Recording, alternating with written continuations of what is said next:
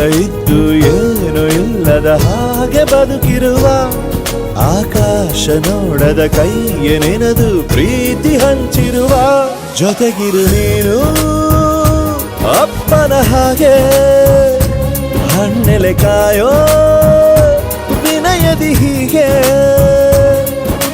ನಿನ್ನನು ಪಡೆದ ನಾವು ಪುನೀತ ಬಾಳು ನಗು ನಗುತ್ತಾ ಬೊಂಬೆ ಹೇಳುತ್ತೈತೆ ಮತ್ತೆ ಹೇಳುತ್ತೈತೆ ನೀನೇ ರಾಜಕುಮಾರ.